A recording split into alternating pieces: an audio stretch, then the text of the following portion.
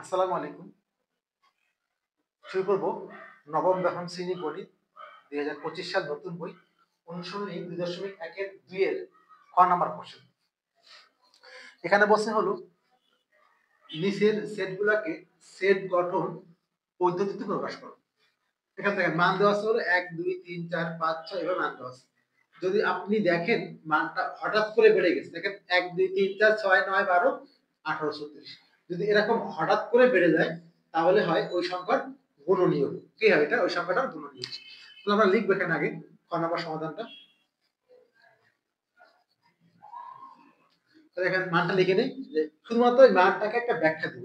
১ ২ ৩ ৪ ৬ ৯ ১২ ১৮ ৩৬। Count করে নেবেন ১ ২ ৩ ৪ ৫ ৬ ৭ ৮ ৯টা ১ ২ ৩ ৪ ৫ ৬ ৭। এটা দেখেন এই মানগুলোকে একটা জাস্ট ব্যাখ্যা দিতে হবে, আর কিছু না, একটা ব্যাখ্যা দিতে হবে। কি ব্যাখ্যা দিবেন? ওই ব্যাখ্যাটাই হলো মূল জিনিস। ব্যাখ্যা দেওয়ার পর আপনি জাস্ট একটা কি করবেন, আপনি একটা শর্ত দাঁড় করাবেন। তো এখানে দেখেন এ বা এই সেটের বা এর উপাদানগুলি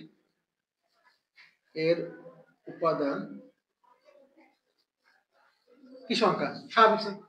বা তাহলে এর সেটের মানে এখানে উল্লেখ করতে পারেন যে এর না বলে বা এর মানে সেটের উপাদানগুলি সেটা হয় সেটের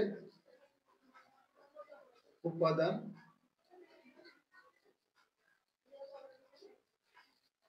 কি সংখ্যা? স্বাভাবিক সংখ্যা।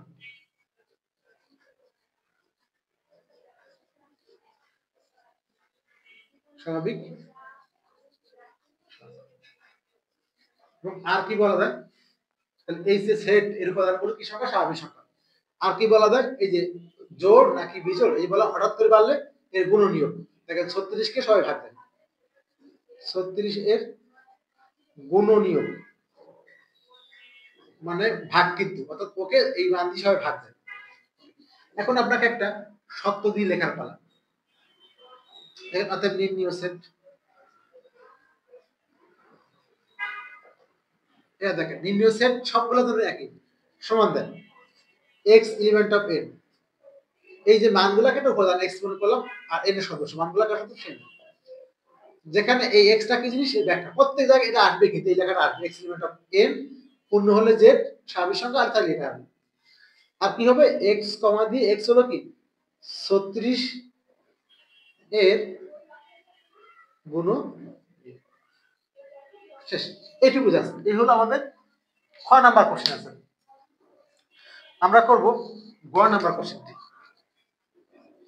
গ নাম্বারটি দেওয়া আছে আমাদের 4 8 12 হবে 4, 8, 12, 16, 18 সরি 20, 24, 28, 32, 34, 40 এই পর্যন্ত দেওয়া আছে আমাদের, আর দেওয়া নেই।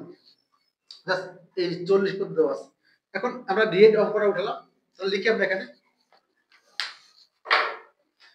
আগের মতো এই যে সেটের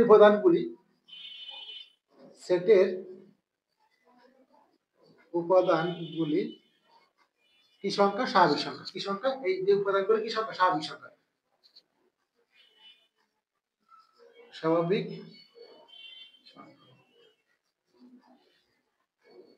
আর কি বলতে পারি? যা 4 এর গুণিতক। দেখেন 4 8 12 16 যা 4 এর গুণিতক, কিন্তু গুণিতক গুণাকারে বাড়ছে।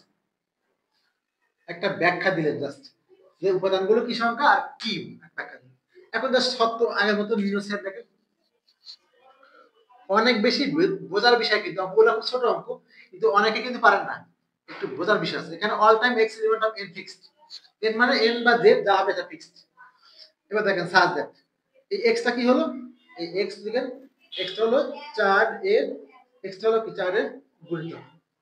x টা হলো কি 4 এর গুণিতক। সেম ভাই x টা হলো 4 এর গুণিতক। এই হলো আপনাদের মানটা। চাইলে আপনি একটা বাড়া লিখতে পারেন, যদি মনে চায় আপনাকে একটু বাড়া লিখতে পারেন যখন গুণিতক থাকে। তো দেখেন একটা জিনিস ক্লিয়ার করে রাখেন 4 এর গুণিতক এই কথার অর্থ কি? মানটা কিন্তু গুণ আকারে বাড়তে থাকে, কিন্তু আপনি একটা সীমা বলেছেন, সীমা কত পর্যন্ত? 40 পর্যন্ত। তাই আপনি চাইলেই এখানে একটু উল্লেখ করতে পারেন গুণিতক x এর মানটা হলো কি 40 এর ছোট, x হলো 40 এর কি, x 40 এর কি ছোট।